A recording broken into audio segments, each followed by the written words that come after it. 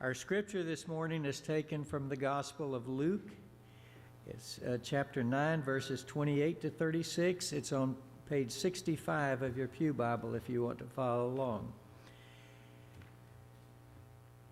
And this particular story is in all three of the synoptic Gospels, so it's got to be important.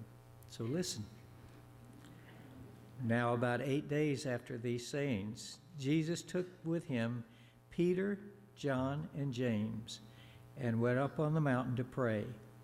And while he was praying, the appearance of his face changed, and his clothes became dazzling white. Suddenly they saw two men, Moses and Elijah, talking to him. They appeared in glory and were speaking of his departure, which he was about to accomplish in Jerusalem. Now Peter and his companions were weighed down with sleep, but since they had stayed awake, they saw his glory, the two men who stood with him. Just as they were leaving him, Peter said to Jesus, "Master, it is good for us to be here. Let us make 3 dwellings, one for you, one for Moses, and one for Elijah," not knowing what he said. While he was saying this, a cloud came over and overshadowed him, and they were terrified as they entered the cloud. Then from the cloud came a voice that said, "This is my son, chosen. Listen to him." When the voice had spoken, Jesus was found alone. And they kept silent in those days and told no one of any things they had seen. This is the word of the Lord.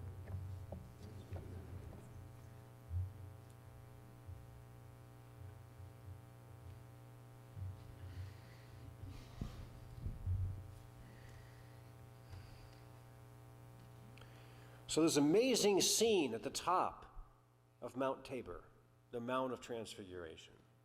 Jesus, Peter, James, and John. And then just a few passages later in Luke, after all of them had already gone down the mountain to the rest, we hear this. An argument arose among them as to which of them was the greatest. But Jesus took a little child and put it by his side, saying, "Whoever welcomes this child in my name welcomes me, and whoever welcomes me welcomes the one who sent me. For the least among all of you is the greatest." Isn't this just perfectly human? 1 minute you're on top of the mountain with Jesus and you witness Christ in his glory. You see Moses and Elijah. You see things that can't be explained. You have a powerful spiritual experience with Jesus on top of that mountain. Life-changing stuff. Stuff that you'll never forget for the rest of your lives. And as John said, it's in the 3 synoptic Gospels. This story got told.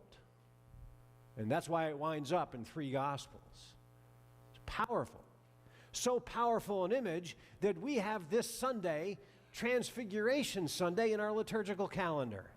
That's how powerful a scene it was, and how powerful a spiritual moment it was for those who experienced it firsthand. And then, so your life has changed on top of the mountain. You come down the hill and you immediately get into an argument with your fellow disciples about who the greatest is. And maybe you think you're one of the greatest because Jesus took you to the top of the mountain to see that fantastic thing. And I must be better than the rest of you because he didn't take you up there. Isn't that perfectly human? We do this. We argue and we spit and we just backbite and all that stuff. It's being human. They see the greatest thing they could possibly see, and then they fall into petty argumentation. this is something I printed off, a number of weeks ago because it's a handy-dandy guide. This is, every sheet represents a century from 1 AD. This is 20 centuries of, I don't know if you want to call it this or not, 20 centuries of the highlights of the history of the Christian church. Oh, baby, read this stuff. Unbelievable kinds of events. I think of the Mount of Transfiguration and the disciples having this powerful spiritual experience, and they come down the mountain, and then they just start arguing with each other, right? Well, there's 20 centuries worth here.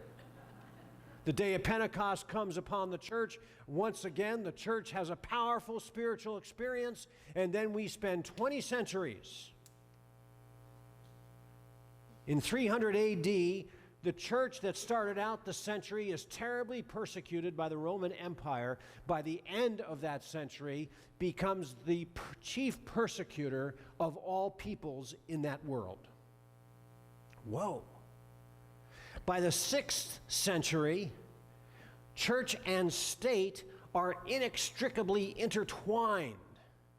And by the 7th century, Islam as a religion is born partly as a reaction to this Western church's power, control, and persecution. Wow. And the sordid history continues through the centuries, with the Crusaders, with a corrupt papacy, with Spanish Inquisitions, with a Reformation that was supposed to save us, and then all the different religions that came from the Reformation in Europe went to war against each other. And then shutting up noted scientists like Galileo and telling them not to talk about their science anymore. And even into the 20th century, where most of the activity of the world wars, except in the Pacific Theater in World War II, most of the activities in World War I and World War II were about Christian nations going to war against Christian nations. And now in this century, we've gone full circle. We're like the Crusaders. We're back to fighting the Muslims all over again. The book of Genesis teaches us that when Adam and Eve fell from grace, they committed the first sin. And then their son Cain killed his brother Abel, and from that started the ball rolling for all of human history, the sinfulness of it all. You take 20 centuries here, you can go back all the way to the beginning lesson when we fell from grace and turned our backs on God. The whole thing started collapsing. If we want to find our seeds, the seeds of our division as a people, the seeds of the division that fell amongst the disciples, even though they were up on the Mount of Transfiguration, they came down and they started arguing with each other. If all of that goes back to that fall from grace. And we've been playing that out somehow, somewhere, not only in our church lives, but our personal lives, in our lives of faith, ever since. Let me show you some pictures. This is the mountain of Transfiguration. It's Mount Tabor. When we were in Israel, Palestine this last trip, we saw that from a distance. There it is. And you'll notice there's something at the very top of that mountain, and let's take a look and see what that is. That is the Church of the Transfiguration. It's a Roman Catholic Franciscan church. And let's take another shot. I like this one. It's breathtaking. That's the aerial view from the top of Mount Tabor.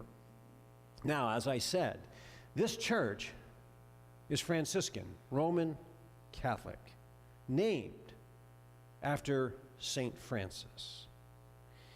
Here is what's interesting about St. Francis. At the time that I just talked about in those centuries that we went through very quickly, at the time where that church, the only church, was ascending to great power and taking great control and becoming very corrupt and becoming church and state all in one and going to war in its own name. During this time when all that was starting, this monk by the name of St. Francis, he wasn't a saint then, he was just a monk, was beginning a process in his life where he was eschewing all the wealth in which he was born in his family and making a choice to go live amongst the impoverished and be impoverished himself, because that's where he saw where Jesus was. And he wanted to give his life to being as close to Jesus as he could be, as the church of which he was a priest was amassing wealth and power and control over the known world. Francis of Assisi was going the complete opposite direction for the sake of Jesus Christ. A Franciscan church on top of Mount Tabor is a powerful, powerful image, especially as we enter into the Lenten season this week. Now let me give you some other mental images. On Mount Tabor, Moses and Elijah were seen by the disciples standing with Jesus. Now, what is important to note about Moses and Elijah next to Jesus on top of a mountain? Well, you got to go back. You got to read the stories of these guys on top of mountains. Some of the most humbling experiences of their lives. Moses stood on the top of Mount Nebo in the last chapter of the book of Deuteronomy. And he looked out over the promised land that he had spent 40 years leading his people to. And God says to him, there it is. There is where you have been going all these years. And you're not going there. You're dying on this mountain. It's got to be humbling. There you are. You see it. You spent your whole life moving there, and you are not going down.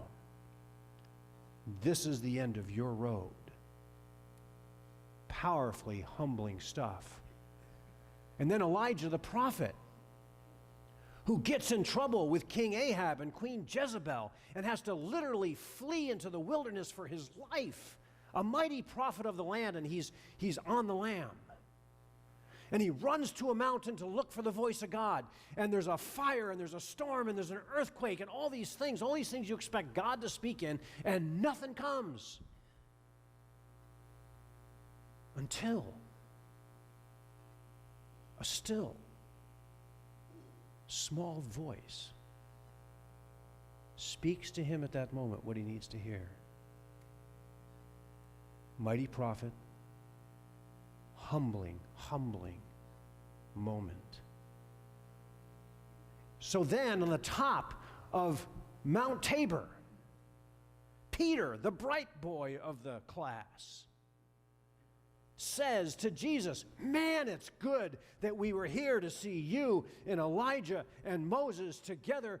Let us build shrines here so that it will always be a place to remember what happened, and that we can come here and worship and we can remember, and and then God says, quiet. This is my son, my chosen. Don't do anything else. Just listen to him.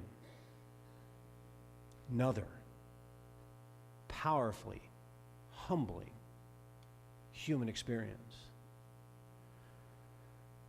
Friends, We are going into the season of Lent to be humbled. Whenever the church invented the season of Lent, way back when, that big, powerful church, when it brought the season of Lent into being, it did something exactly contrary to its own nature. It created a season to stop all this and be quiet and listen to God. That's all this season is about, my friends. Be quiet and listen to God's voice. In this season of endless political rhetoric, be quiet now and listen to the voice of God. In a fearful season of terroristic threats and North Korean missile launches, be quiet and listen to the voice of God. In a season, in an era when all of nature seems to be going nuts all around us, and all kinds of explanations as to why, be quiet and listen to the voice of God. And in your own personal season, whatever that might be, where something has been upended, be quiet and listen to the voice of God. Wherever we find ourselves in world history today, humanity has already been there before. But God was there first. Come to the table of Christ as the Lenten season begins. And for this moment together, be quiet and listen to the voice